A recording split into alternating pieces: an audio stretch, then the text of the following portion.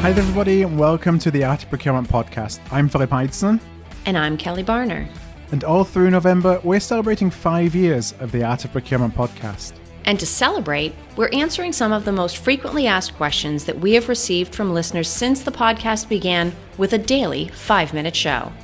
Today's question is, let's assume you're building a brand new procurement team. You're just getting the basics in place, new processes and procedures are getting established, and you're starting to look at resilience. Where do you start? So first of all, congratulations. Your company has embraced the value of formal procurement enough to invest in it. Okay, now that we've basked in your great circumstances, let's face it, you have a ton of work to do all at once. Let's break this down into the classic 3 parts of people, process, and technology, only I'd like to address them in reverse order. Back when I was a consultant at an e-sourcing technology provider, I was often assigned to what we called program design projects. These were for companies who had just licensed our software. Yes, it was before the cloud, they were licensing software, and they realized they needed to do some more work first in order to realize the ROI. We didn't call it this at the time, but we were basically running procurement transformation projects. Now, the role of technology is so much larger than it used to be, and that's why I'm suggesting starting there. Allow the technology to do as much as it can. Not only will this automate processes, speed up approvals, and increase spend visibility company-wide, it will also ensure that the human procurement resources are focused on strategic work and relationship building. If you're starting a procurement function now, there is no reason to follow the same evolutionary process other teams did, where they had lots of people doing most of the work, only to go through the process of transitioning that over to technology and adjusting what people were responsible for. Take a tech-first approach for every business need and procurement task you can. I would also advise you to err on the side of generosity and access when it comes to technology. Enable self-service sourcing. Give everyone who wants it access to supplier and spend data in the system. Not only will that empower internal stakeholders to be independent, which is something we know that they want, it will signal to the company that procurement stores are wide open. That perception will pay dividends in the future, especially once procurement starts to change things that affect people enough that we may need to cash in on that benefit of the doubt. Next, let's move to process. You are not building a compliance and governance force. You're creating a user experience. It should be pleasant, intuitive, and frictionless. Think of it this way.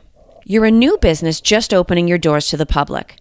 You're vying for market share, and the faster you can increase your customer base, the better your results will be.